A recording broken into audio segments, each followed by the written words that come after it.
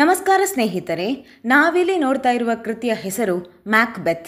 ಬರೆದವರು ಇಂಗ್ಲಿಷ್ ಸಾಹಿತ್ಯದ ಬಹಳ ಪ್ರಸಿದ್ಧಿಯನ್ನು ಪಡೆದ ಕೃತಿಕಾರ ವಿಲಿಯಂ ಶೇಕ್ಸ್ಪಿಯರ್. ನೀವಿನ್ನೂ ನಮ್ಮ ಚಾನಲ್ ಸಬ್ಸ್ಕ್ರೈಬ್ ಮಾಡಲಿಲ್ಲ ಅಂದರೆ ದಯವಿಟ್ಟು ಚಾನಲ್ ಸಬ್ಸ್ಕ್ರೈಬ್ ಮಾಡಿ. ಈ ಕೃತಿ ಸಂಬಂಧಿಸಿರುವುದು ಸ್ಕಾಟ್ಲೆಂಡ್ ದೇಶಕ್ಕೆ. ಸ್ಕಾಟ್ಲೆಂಡ್ ದೇಶವು ನಾರ್ವೆಯ ಅಧೀನದಲ್ಲಿ ಬಹಳ ತೊಂದರೆಯನ್ನು ಅನುಭವಿಸ್ತಾ ಇತ್ತು. ನಾರ್ವೆ ದೇಶ ಯುರೋಪ್ ಖಂಡದಲ್ಲಿ ಬರ್ತಾ ಇತ್ತು. ಇದು ಒಂದಷ್ಟು ದೇಶಗಳನ್ನು ತನ್ನ ಅಧೀನದಲ್ಲಿ ಇಟ್ಟುಕೊಂಡಿತ್ತು. ಅದೇ ರೀತಿ ಸ್ಕಾಟ್ಲ್ಯಾಂಡ್ ಕೂಡ ನಾರ್ವೆಯ ಅಧೀನ ದೇಶವಾಗಿತ್ತು, ವಸಾಹತು ದೇಶವಾಗಿತ್ತು. ಈ ಸ್ಕಾಟ್ಲ್ಯಾಂಡ್ನ ಒಂದಷ್ಟು ಜನರು ನಾರ್ವೆಯೊಂದಿಗೆ ಸೇರಿಕೊಂಡು ಸ್ಕಾಟ್ಲ್ಯಾಂಡಿಗೆ ದ್ರೋಹವನ್ನು ಬಗೆದಿದ್ದರು. ಸ್ಕಾಟ್ಲ್ಯಾಂಡಿನಲ್ಲಿನ ವೀರ ಶೂರ ರಾಜರು ಸ್ಕಾಟ್ಲ್ಯಾಂಡ್ ದೇಶವನ್ನು ಹಾಗೂ ಅಲ್ಲಿ ಆಳ್ತಾ ಇದ್ದ ರಾಜ ಡಂಕನನ್ನು ತನ್ನ ಶೌರ್ಯದಿಂದ ಬಚಾವ್ ಮಾಡ್ತಾರೆ. ಈ ವೀರಶೂರ ಸೈನಿಕರಲ್ಲಿ ಒಬ್ಬ ಸೈನಿಕನೇ ಮ್ಯಾಕ್ಬೆತ್. ಈತನಿಗೆ ಥೇನ್ ಆಫ್ ಗ್ಲಾಮಿಸ್ ಅನ್ನುವ ಇನ್ನೊಂದು ಹೆಸರು ಇತ್ತು. ಇವನು ಯುದ್ಧದಲ್ಲಿ ತುಂಬ ಪರಿಶ್ರಮದಿಂದ ಪರಾಕ್ರಮವನ್ನು ತೋರಿಸಿದ್ದ. ಯುದ್ಧದ ನಂತರ ಈ ಮ್ಯಾಕ್ಬೆತ್ ತನ್ನ ಗೆಳೆಯನೊಂದಿಗೆ ಹೊರಟಿದ್ದ. ಆಗ ಅವನಿಗೆ ದಾರಿ ಮಧ್ಯೆ 3 ವಿಚಸ್ಸುಗಳು ಸಿಗ್ತಾರೆ. ವಿಚಸ್ ಅಂದರೆ ಮಾಟಗಾತಿಯರು. 3 ಜನ ಇದ್ದರು. ಅವರು ಈ ಮ್ಯಾಕ್ಬೆತ್ನ ಭವಿಷ್ಯದ ಕುರಿತು ಹೇಳ್ತಾರೆ. ಆ ಮಾಟಗಾತಿಯರು ಹೇಳುವ ಮೊದಲನೇ ಭವಿಷ್ಯವಾಣಿ, ಮ್ಯಾಕ್ಬೆತ್, ನೀನು ಥೇನ್ ಆಫ್ ಗಾಡ್ ಆಗ್ತಿ, ಅಂದರೆ ಸ್ಕಾಟ್ಲ್ಯಾಂಡಿನ ರಾಜ. ನಂತರದ ಭವಿಷ್ಯವಾಣಿ ಬಂದು ಮ್ಯಾಕ್ಬೆತ್ನ ಒಟ್ಟಿಗೆ ಇದ್ದ ಆತನ ಗೆಳೆಯ ಬ್ಯಾಂಕು, ಅವನ ವಂಶಜರು ಮುಂದೆ ಸ್ಕಾಟ್ಲ್ಯಾಂಡಿನ ರಾಜರಾಗ್ತಾರೆ. ಆರಂಭದಲ್ಲಿ ಈ ಮಾಟಗಾತಿಯರು ಹೇಳ್ತಾ ಇರುವ ಭವಿಷ್ಯವಾಣಿಯ ಕುರಿತು ಮ್ಯಾಕ್ಬೆತ್ ಮತ್ತು ಆತನ ಗೆಳೆಯ ಬ್ಯಾಂಕೋಗೆ ನಂಬಿಕೆಯೇ ಬರೋದಿಲ್ಲ. ಅವರ ಮಾತಿನಂತೆಯೇ ಕೆಲವೇ ದಿನಗಳಲ್ಲಿ ಕಿಂಗ್ ಡಂಕನ್ ಮ್ಯಾಕ್ಬೆತ್ತನ್ನು ಥೇನ್ ಆಫ್ ಗಾಡರ್ ಅಂತ ನೇಮಕ ಮಾಡ್ತಾನೆ. ಇದರಿಂದ ಮೊದಲನೇ ಭವಿಷ್ಯವಾಣಿ ನಿಜವಾಯಿತು. ಈಗ ಮ್ಯಾಕ್ಬೆತ್ನ ತಲೆಯಲ್ಲಿ ಒಂದು ಕೆಟ್ಟ ವಿಚಾರ ಬರ್ತದೆ. ಏನಂದರೆ, ಹೇಗಿದ್ರೂ ಎರಡನೆಯ ಭವಿಷ್ಯವಾಣಿಯಂತೆ ನಾನು ಈ ಸ್ಕಾಟ್ಲ್ಯಾಂಡ್ನ ರಾಜ ಆಗ್ತೇನೆ. ಈಗ ಇರುವಂತಹ ರಾಜ ಕಿಂಗ್ ಡಂಕನ್ ಇದ್ದಾನೆ. ಅವನಿರುವಾಗ ನಾನು ಹೇಗೆ ರಾಜ ಆಗಲಿಕ್ಕೆ ಸಾಧ್ಯ? ಹಾಗಿದ್ದರೆ ನಾನು ಕಿಂಗ್ ಡಂಕನನ್ನು ಕೊಲ್ಲಬೇಕು. ಕೊಂದರೆ ಮಾತ್ರ ನಾನು ರಾಜನಾಗಬಹುದು ಎನ್ನುವ ಒಂದು ಕೆಟ್ಟ ಯೋಚನೆ ಮ್ಯಾಕ್ಬೆತ್ನ ತಲೆಯಲ್ಲಿ ಬರ್ತದೆ.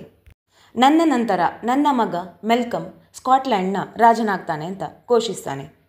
ನಂತರ ತಕ್ಷಣವೇ ಆ ಕೆಟ್ಟ ಯೋಚನೆಯನ್ನು ತನ್ನ ತಲೆಯಿಂದ ಹೊರಗೆ ಹಾಕಿಬಿಡ್ತಾನೆ. ಈಗ ನಾನು ಮಾಡೋದಿಲ್ಲ ಅಂತ ಡಿಸೈಡ್ ಮಾಡ್ತಾನೆ. ಇನ್ನು ಕೆಲವೇ ದಿನಗಳಲ್ಲಿ ಏನಾಗುತ್ತೆ, ರಾಜ ಡಂಕನ್ ತನ್ನ ಉತ್ತರಾಧಿಕಾರಿಯಾಗಿ ತನ್ನ ಮಗ ಮೆಲ್ಕಮನ್ನು ಆಯ್ಕೆ ಮಾಡ್ತಾನೆ. ಈಗ ಇಲ್ಲಿ ವಿಚಸ್ಸುಗಳ ಭವಿಷ್ಯವಾಣಿ ನಿಜ ಆಗೋದಿಲ್ಲ. ಭವಿಷ್ಯವಾಣಿ ಬೇರೆ ಇತ್ತು, ಇಲ್ಲಿ ಪ್ರಸ್ತುತ ಬೇರೆ ಘಟನೆ ಆಗಿದೆ. ವಿಚಸ್ಸುಗಳು ಹೇಳ್ತಾ ಇದ್ರು ಮ್ಯಾಕ್ಬೆತ್ ಸ್ಕಾಟ್ಲ್ಯಾಂಡ್ನ ರಾಜನಾಗ್ತಾನೆ ಎನ್ನುವುದು. ಈಗ ಮ್ಯಾಕ್ಬೆತ್ ಯೋಚನೆ ಮಾಡ್ತಾನೆ, ಈ ವಿಚಸ್ಸುಗಳು ಸುಮ್ಮನೆ ಏನೇನೋ ಹೇಳ್ತಾರೆ. ಈಗ ಮ್ಯಾಕ್ಬೆತ್ ಕೂಡ ಪ್ರಸ್ತುತ ಸಿಚುವೇಶನನ್ನು ಒಪ್ಪಿಕೊಳ್ತಾನೆ.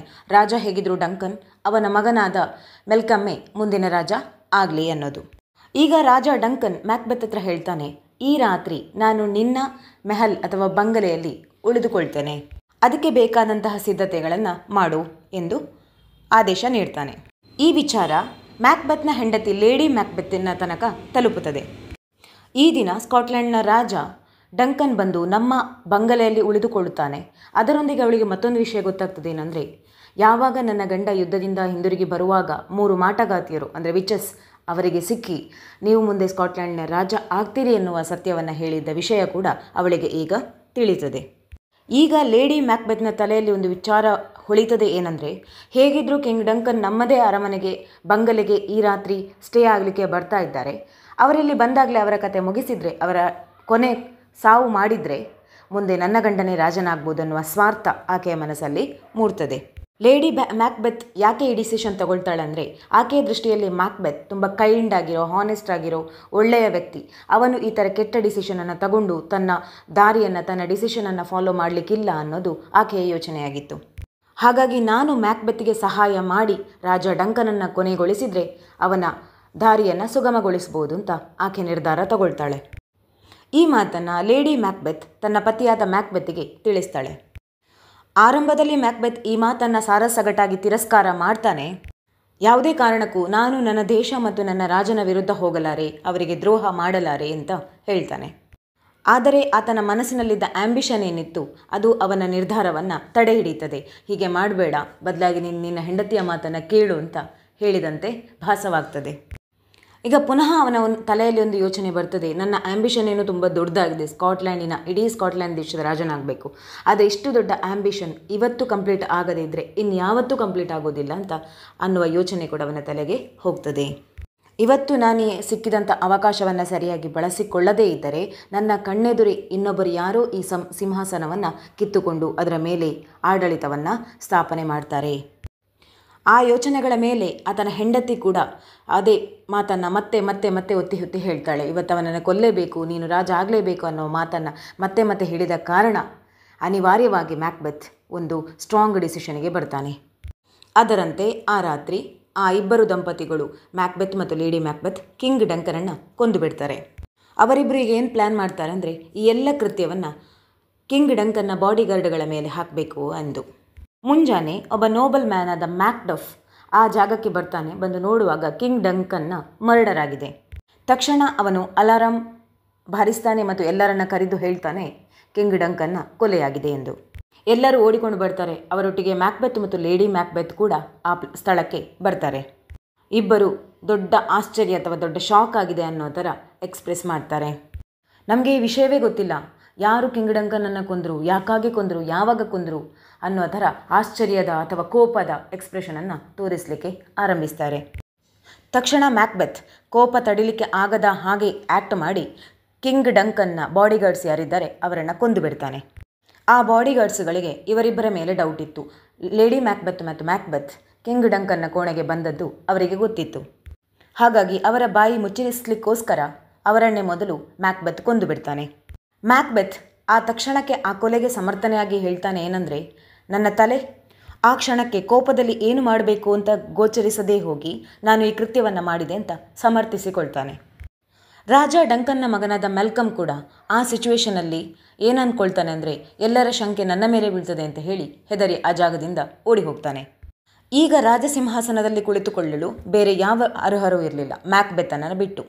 ಮ್ಯಾಕ್ಬೆತ್ ಒಬ್ಬನೇ ಆ ಸಿಂಹಾಸನಕ್ಕೆ ನಿಜವಾದ ವಾರಸ್ದಾರ ಅಂತ ಅನ್ನಿಸ್ತಾ ಇತ್ತು. ಅಂತೆಯೇ ರಾಜ ಡಂಕನ್ನ ಮರಣ ನಂತರ ಮ್ಯಾಕ್ಬೆತ್ ರಾಜನಾಗ್ತಾನೆ. ಆ ವಿಚಸ್ ಅಥವಾ ಮಾಟಗಾತಿಯರ ಎರಡನೇ ಭವಿಷ್ಯವಾಣಿ ಕೂಡ ನಿಜ ಆಯಿತು.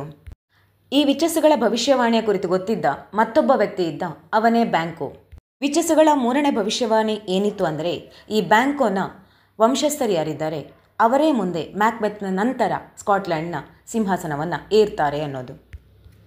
ಈ ಬ್ಯಾಂಕೋಗೆ ಅನ್ನಿಸ್ತಾ ಇತ್ತು ಮ್ಯಾಕ್ಬೆತ್ತೆ ರಾಜ ಡಂಕನನ್ನು ಕೊಂದು ಅಧಿಕಾರವನ್ನು ಪಡೆದುಕೊಂಡಿದ್ದಾನೆ ಎನ್ನುವುದು. ಈಗ ಮ್ಯಾಕ್ಬೆತ್ಗೆ ಕೂಡ ಈ ವಿಷಯದ ಕುರಿತು ಡೌಟ್ ಬರ್ತದೆ. ಬ್ಯಾಂಕೋಗೆ ಈ ವಿಷಯ ಗೊತ್ತಿರ್ಬೋದು, ಯಾಕಂದರೆ ವಿಚಸ್ ಹೇಳುವಾಗ ಜೊತೆಗಿದ್ದವ ಅವನಿಗೆ ಮೂರನೇ ಭವಿಷ್ಯವಾಣಿಯಾದ ಅವನ ವಂಶಸ್ಥರಿಗೆ ಆ ವರ ಕೂಡ ಇದೆ, ಆ ಭವಿಷ್ಯವಾಣಿ ಕೂಡ ಇದೆ. ಹಾಗಾಗಿ ಅದು ನಿಜ ಆಗಬಾರ್ದು ಅಂತ ಮ್ಯಾಕ್ಬೆತ್ನ ತಲೆಯಲ್ಲಿ ಓಡ್ತಾ ಇರ್ತದೆ. ನಾನೇ ಸ್ಕಾಟ್ಲ್ಯಾಂಡ್ನಲ್ಲಿ ಸಿಂಹಾಸನವನ್ನು ಮುಂದುವರಿಸಿಕೊಂಡು ಅಧಿಕಾರವನ್ನು ವಹಿಸ್ತಾ ಹೋಗಬೇಕು, ಬದಲಾಗಿ ಬ್ಯಾಂಕೋನ ಮಕ್ಕಳು ಈ ಅಧಿಕಾರವನ್ನು ಪಡಿಬಾರದು ಅನ್ನೋದು ಮ್ಯಾಕ್ಬೆತ್ನ ಯೋಚನೆಯಾಗಿತ್ತು. ಹಾಗಾಗಿ ಮ್ಯಾಕ್ಬೆತ್ ಬ್ಯಾಂಕೋ ಮತ್ತು ಆತನ ಮಗನನ್ನು ಕೊಲ್ಲಿಕ್ಕೆ ಮರ್ಡರರ್ಗಳನ್ನು ಕಳಿಸಿಕೊಡ್ತಾನೆ. ಆ ಮರ್ಡರರ್ಸ್ ಅಥವಾ ಹಂತಕರು ಬ್ಯಾಂಕೋವನ್ನು ಕೊಂದು ಬಿಡ್ತಾರೆ. ಆದರೆ ಅವನ ಮಗನಾದ ಫ್ಲಿಯಾನ್ಸ್ ತಪ್ಪಿಸಿಕೊಂಡು ಓಡಿ ಹೋಗ್ತಾನೆ. ಮ್ಯಾಕ್ಬೆತ್ಗೆ ಬ್ಯಾಂಕೋ ಸತ್ತ ವಿಷಯ ಗೊತ್ತಾಗ್ತದೆ. ಹಾಗೆ ಮುಂದೆ ಒಂದು ದಿನ ಒಂದು ಪಾರ್ಟಿ ಅರೇಂಜ್ ಮಾಡಿದ್ದಾಗ ಮ್ಯಾಕ್ಬೆತ್ಗೆ ಬ್ಯಾಂಕೋನ ಗೋಸ್ಟ್ ಕಾಣ್ತದೆ. ಆ ಪಾರ್ಟಿಯಲ್ಲಿದ್ದ ಎಲ್ಲ ಜನರಿಗೆ ಒಂದು ಫೀಲ್ ಬರ್ತದೆ ಏನಂದರೆ ಮ್ಯಾಕ್ಬೆತ್ನ ಬಿಹೇವಿಯರ್ ಸಡನ್ ಆಗಿ ಚೇಂಜ್ ಆಗ್ತಾ ಇದೆ ಅನ್ನೋದು.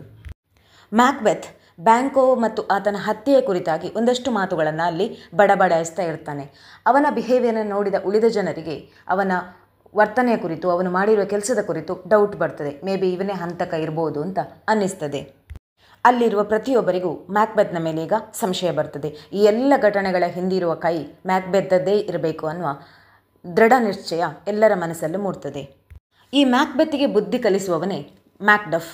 ಅವನು ಸೀದಾ ಇಂಗ್ಲೆಂಡಿಗೆ ಹೋಗಿ ರಾಜ ಡಂಕನ್ನ ಮಗನಾದ ಮೆಲ್ಕಮ್ಮನ್ನು ಅಲ್ಲಿ ಹುಡುಕಿ ಮ್ಯಾಕ್ಬೆತ್ನ ಎಲ್ಲ ಕೆಲಸವನ್ನು ಆತನಿಗೆ ಹೇಳಿ ಅವನು ಮ್ಯಾಕ್ಬೆತ್ನ ವಿರುದ್ಧ ನಿಲ್ಲುವ ಹಾಗೆ, ದಂಗೆ ಹೇಳುವ ಹಾಗೆ, ಹೋರಾಟ ಮಾಡುವ ಹಾಗೆ ಅವನನ್ನು ಸಜ್ಜುಗೊಳಿಸ್ತಾನೆ. ಇವರಿಬ್ಬರು ಸೇರಿಕೊಂಡು ಮ್ಯಾಕ್ಬೆತ್ನ ವಿರುದ್ಧ ಒಂದು ಆರ್ಮಿಯನ್ನು ಸಿದ್ಧಗೊಳಿಸ್ತಾರೆ. ಈಗ ಮ್ಯಾಕ್ಬೆತ್ಗೆ ಭಯ ಆರಂಭವಾಗ್ತದೆ. ನಾನು ಒಂದಲ್ಲ ಒಂದು ದಿನ ಸದ್ಯದಲ್ಲೇ ಸಾಯ್ತೇನೆ ಅಂತ ಫಿಕ್ಸ್ ಆಗ್ತಾನೆ. ಈಗ ಆತ ಪುನಃ ಆ 3 ವಿಚಸ್ಸುಗಳು ಅಥವಾ ಮಾಟಗಾತಿಯರು ಎಲ್ಲಿ ಸಿಕ್ಕಿದ್ರು ಅದೇ ಜಾಗಕ್ಕೆ ಹೋಗಿ ಅವರಿಗಾಗಿ ಕಾಯ್ತಾನೆ. ಅವರಲ್ಲಿ ನನ್ನ ಸಾವು ಅಥವಾ ಅಂತಿಮ ಕ್ಷಣ ಹೇಗಿರ್ತದೆ ಅನ್ನೋದನ್ನು ಮ್ಯಾಕ್ಬೆತ್ ಕೇಳ್ತಾನೆ. ಆ ಮೂವರು 3 ರೀತಿಯಲ್ಲಿ ಎಕ್ಸ್ಪ್ಲೈನ್ ಮಾಡ್ತಾರೆ. ಮೊದಲನೇ ವಿಚಸ್ ಹೇಳ್ತದೆ, ನೀನು ಮ್ಯಾಕ್ಡೆಫ್ನ ಕುರಿತಾಗಿ ತುಂಬ ಜಾಗ್ರತೆಯಲ್ಲಿರು, ಅವನು ನಿನ್ನ ಹಿಂದೆ ಏನೇನೋ ಕೆಲಸಗಳನ್ನು ಕುತಂತ್ರಗಳನ್ನು ಮಾಡ್ತಾ ಇದ್ದಾನೆ. ಎರಡನೇ ವಿಚಸ್ ಹೇಳ್ತಾಳೆ, ಯಾವುದೇ ನ್ಯಾಚುರಲ್ ಆಗಿ ಹುಟ್ಟಿರುವ ಮಗು ನಿನ್ನ ಸಾವನ್ನು, ನಿನ್ನ ಕೊನೆ ಕ್ಷಣವನ್ನು, ನಿನ್ನ ಹತ್ಯೆಯನ್ನು ಮಾಡಲಾಗುವುದಿಲ್ಲ. ಅಂದರೆ ನಾರ್ಮಲ್ ಆಗಿ ಮನುಷ್ಯರ ರೀತಿ ಹೇಗೆ ಜನನ ಆಗ್ತದೆ ಆ ರೀತಿಯ ಜನನ ಹೊಂದಿದ ಮಗು ನಿನ್ನನ್ನು ಕೊಲ್ಲಿಕ್ಕೆ ಸಾಧ್ಯವಿಲ್ಲ. ಮೂರನೇ ವಿಚಸ್ ಹೇಳ್ತಾಳೆ, ಇಡೀ ಕಾಡಿನ ಮರಗಳು, ಪ್ರಾಣಿಗಳು ಎಲ್ಲವೂ ಒಂದು ಸೈನ್ಯದ ರೀತಿ ನಿನ್ನ ಮೇಲೆ ಬಂದು ಮುಗಿಬಿದ್ದು ನಿನ್ನ ಸಾವು ಕಾಣ್ತದೆ ನಿಮಗೆ. ಮ್ಯಾಕ್ಬೆತ್ಗೆ ಈ 3 ವಿಷಯಗಳನ್ನು ಕೇಳಿ ತುಂಬಾ ಖುಷಿಯಾಗ್ತದೆ. ಯಾಕೆಂದರೆ ಮರ ಯಾವತ್ತಾದರೂ ಅಲುಗಾಡುವುದು ಸಾಧ್ಯ ಇಲ್ಲ, ಅದು ಎದ್ದು ಬಂದು ನನ್ನನ್ನು ಕೊಲ್ಲೋದು ಸಾಧ್ಯವಿಲ್ಲ. ಹಾಗೆಯೇ ಮನುಷ್ಯ ನಾರ್ಮಲ್ ಆಗಿಯೇ ತಾಯಿ ಹೊಟ್ಟೆಯಿಂದ ಹುಟ್ಟಬೇಕು, ಅದು ಅಸಾಧ್ಯ ಆಗೋದು ಸಾಧ್ಯವೇ ಇಲ್ಲ. ಹಾಗಾಗಿ ಈ ಭೂಮಿಯ ಮೇಲೆ ನನ್ನನ್ನು ಕೊಲ್ಲುವವರು ಯಾರೂ ಇಲ್ಲ ಅಂತ ಡಿಸೈಡ್ ಮಾಡ್ತಾನೆ. ಈಗ ಮ್ಯಾಕ್ಡಫ್ನ ಕುರಿತು ಯೋಚನೆ ಮಾಡಿ ಆತನನ್ನು ಮತ್ತು ಆತನ ಕುಟುಂಬವನ್ನು ಕೊನೆಗೊಳಿಸಲಿಕ್ಕೆ ಹಂತಕರನ್ನು ಕಳಿಸ್ತಾನೆ. ಆದರೆ ಅಲ್ಲಿ ಮ್ಯಾಕ್ಡಫ್ ಮತ್ತು ಮೆಲ್ಕಮ್ ಇಬ್ಬರು ಸೇರಿಕೊಂಡು ಈ ಹಂತಕರವಿಂದ ವಿಷಯವನ್ನು ತಿಳಿದುಕೊಂಡು ಮ್ಯಾಕ್ಬೆತ್ನ ಮೇಲೆ ಹೋರಾಟ ಮಾಡಲಿಕ್ಕೆ ರೆಡಿಯಾಗ್ತಾರೆ. ಈಗ ಮ್ಯಾಕ್ಡಫ್ಗೆ ಇನ್ನೊಂದು ವಿಷಯ ಗೊತ್ತಾಗ್ತದೆ, ಏನಂದರೆ ಅವನ ಪೂರ್ಣ ಕುಟುಂಬವನ್ನು ಸಂಹರಿಸಿ ಎಲ್ಲ ಕೊಂದು ಬಿಟ್ಟಿದ್ದಾರೆ. ಈ ಕೊಂದವ ಬೇರೆ ಯಾರೂ ಅಲ್ಲ, ಮ್ಯಾಕ್ಬೆತ್. ಅವನು ಮ್ಯಾಕ್ಬೆತ್ನ ಮೇಲೆ ಬಹಳ ಕೋಪಗೊಳ್ತಾನೆ ಮತ್ತು ಅವನ ಮೇಲಿನ ದ್ವೇಷವನ್ನು ನಾನು ಸಾಧಿಸ್ತೇನೆ, ಅವನನ್ನು ಕೊಂದೇ ಬಿಡ್ತೇನೆ ಅನ್ನುವ ನಿರ್ಧಾರಕ್ಕೆ ಬರ್ತಾನೆ. ಮ್ಯಾಕ್ಬೆತ್ನ ಹೆಂಡತಿಯಾದ ಲೇಡಿ ಮ್ಯಾಕ್ಬೆತ್ಗೆ ಒಂದು ಕೆಟ್ಟ ರೋಗ ಇತ್ತು. ಅದೇನೆಂದರೆ ರಾತ್ರಿ ನಿದ್ರೆಯಲ್ಲಿ ನಡೆಯೋದು. ಆದರೆ ಅವಳ ಮನಸ್ಸಲ್ಲಿ ಯಾವತ್ತೂ ಒಂದು ಪಶ್ಚಾತ್ತಾಪವಿತ್ತು. ಯಾವ ಕೆಲಸದ ಕುರಿತು ಅಂದರೆ, ನಾನು ನನ್ನ ಗಂಡನ ಜೊತೆ ಸೇರಿಕೊಂಡು ಕಿಂಗ್ ಡಂಗನನ್ನು ಕೊಲ್ಲಬಾರ್ದು ಅನ್ನುವ ಕುರಿತು ಆಕೆ ಪ್ರತಿದಿನ ಪಶ್ಚಾತ್ತಾಪ ಪಡ್ತಾ ಇದ್ಲು. ಆಕೆಗೆ ಅನ್ನಿಸ್ತಾ ಇತ್ತು ಆಕೆಯ ಕೈಯಲ್ಲಿ ರಕ್ತದ ಕಲೆ ಇದೆ ಎಂದು. ಹಾಗಾಗಿ ಎಷ್ಟು ಸಲ ಬೇಕಾದರೆ ಆಕೆ ವಾಶ್ ಮಾಡ್ತಾ ಇದ್ಲು, ತೊಳಿತಾ ಇದ್ಲು. ಇದರಿಂದ ಈ ಕೆಲಸದಿಂದ ಆಕೆಗೆ ಹುಚ್ಚು ಹಿಡಿದಂತಾಗಿತ್ತು.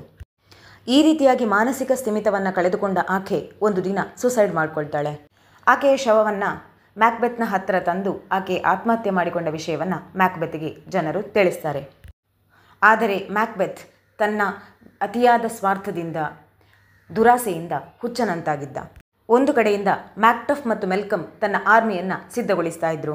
ಮ್ಯಾಕ್ಬೆತ್ನ ಮೇಲೆ ಒಂದು ವೃಕ್ಷಗಳ ರೀತಿ ಬಿದ್ದು ಅವನನ್ನು ಕೊಲ್ಲಬೇಕು ಅಂತ ಅವರು ರೆಡಿ ಮಾಡ್ತಾ ಇದ್ರು. ಅದಕ್ಕೋಸ್ಕರ ಅವರು ತನ್ನ ಸೈನಿಕರಿಗೆ ಮೈಯಿಡಿ ಮರಗಳ ರೀತಿ ಸ್ಟ್ರಕ್ಚರನ್ನು ಹೊಂದಿಸ್ತಾರೆ. ಪೊದೆಗಳು, ಮರಗಳ ರೀತಿ ಅವರನ್ನು ರೆಡಿ ಮಾಡ್ತಾರೆ. ಅಷ್ಟು ದೊಡ್ಡ ಸೈನ್ಯ ತನ್ನ ಮುಖ, ತನ್ನ ದೇಹಕ್ಕೆ ಇಡೀ ವೃಕ್ಷಗಳ ರೀತಿ ಕವರ್ ಮಾಡಿಕೊಂಡು ಬರುವುದನ್ನು ನೋಡಿ ಇಡೀ ಕಾಡೆ ಮ್ಯಾಕ್ಬೆತ್ತನ್ನು ಕೊಲ್ಲಿಕ್ಕೆ ರೆಡಿಯಾಗಿದೆ, ಅವನ ಮೃತ್ಯು ರೀತಿ ಗೋಚರಿಸ್ತಾ ಇತ್ತು. ಮ್ಯಾಕ್ಬೆತ್ನ ಫೋರ್ಸ್ ಮತ್ತು ಮೆಲ್ಕಮ್ ಮತ್ತು ಮ್ಯಾಕ್ಡಫ್ನ ಸೈನ್ಯದ ವಿರುದ್ಧ ದೊಡ್ಡ ಯುದ್ಧವೇ ಆಗ್ತದೆ. ಮ್ಯಾಕ್ಬೆತ್ ಯುದ್ಧವನ್ನು ಮಾಡ್ತಾ ಇದ್ದಾನೆ. ಒಂದು ಹಂತದಲ್ಲಿ ಮ್ಯಾಕ್ಬೆತ್ತನ್ನು ಬಂಧಿಸಲಾಯಿತು. ಮ್ಯಾಕ್ಬೆತ್ ಬಂಧಿಸಿದ್ದನ್ನು ನೋಡಿ ಅವನು ನಗಡಲಿಕ್ಕೆ ಆರಂಭಿಸ್ತಾನೆ. ಯಾವುದೇ ತಾಯಿಯ ಹೊಟ್ಟೆಯಿಂದ ಹುಟ್ಟಿದ ಮಗು ಅಥವಾ ವ್ಯಕ್ತಿ ನನ್ನನ್ನು ಕೊಲೆ ಮಾಡೋದು ಸಾಧ್ಯವಿಲ್ಲ ಅಂತ ಹೇಳಿ ಜೋರಾಗಿ ನಗಾಡ್ತಾನೆ. ಆ ಮಾತನ್ನು ಕೇಳಿದ ಮ್ಯಾಕ್ಡಫ್, ನಾನು ನನ್ನ ತಾಯಿಯ ಹೊಟ್ಟೆಯಿಂದ ನ್ಯಾಚುರಲ್ ಆಗಿ ಜನಿಸಲಿ, ತಾಯಿಯ ಹೊಟ್ಟೆಯನ್ನು ಛಿದ್ರಗೊಳಿಸಿ ನನ್ನನ್ನು ಹೊರತೆಗೆಯಲಾಯಿತು. ಅಂದರೆ ಅವನೊಬ್ಬ ಸಿಸೇರಿಯನ್ ಮಗು ಅಥವಾ ಸಿ-ಸೆಕ್ಷನ್ ಮಗು ಆಗಿದ್ದ. ಅವನು ನ್ಯಾಚುರಲ್ ಆಗಿ ತನ್ನ ತಾಯಿಯ ಹೊಟ್ಟೆಯಿಂದ ಹುಟ್ಟಿರಲಿಲ್ಲ. ನಂತರ ಮ್ಯಾಕ್ಡಫೆ ಮ್ಯಾಕ್ಬೆತ್ತನ್ನು ಕೊಲ್ತಾನೆ. ಮ್ಯಾಕ್ಬೆತ್ತಿನ ಮರಣದೊಂದಿಗೆ ಈ ಕೃತಿ ಕೊನೆಗೊಳ್ತದೆ. ಮ್ಯಾಕ್ಬೆತ್ ಅನ್ನುವ ವಿಲಿಯಂ ಶೇಕ್ಸ್ಪಿಯರ್ ಅವರು ಬರೆದ ದುರಂತ ನಾಟಕದ ಕನ್ನಡ ವಿವರಣೆ ನಿಮಗೆ ಇಷ್ಟ ಆಗಿದೆ ಅಂತ ಅಂದ್ಕೊಂಡಿದ್ದೇನೆ. ಇಷ್ಟ ಆದರೆ ಕಮೆಂಟ್ ಬಾಕ್ಸಲ್ಲಿ ಹೇಗಿತ್ತು ಅಂತ ಕಮೆಂಟ್ ಮಾಡಿ ತಿಳಿಸಿ. ವಿಡಿಯೋಗೊಂದು ಲೈಕ್ ಕೊಡಿ, ಹಾಗೆಯೇ ಚಾನಲ್ ಸಬ್ಸ್ಕ್ರೈಬ್ ಮಾಡಿ. ಇಂತಹ ಇನ್ನೊಂದಷ್ಟು ವಿಡಿಯೋಗಳು ನಿಮಗೆ ಚಾನಲ್ ಸಬ್ಸ್ಕ್ರೈಬ್ ಮಾಡಿದರೆ ಸಿಗ್ತದೆ. ವಂದನೆಗಳು.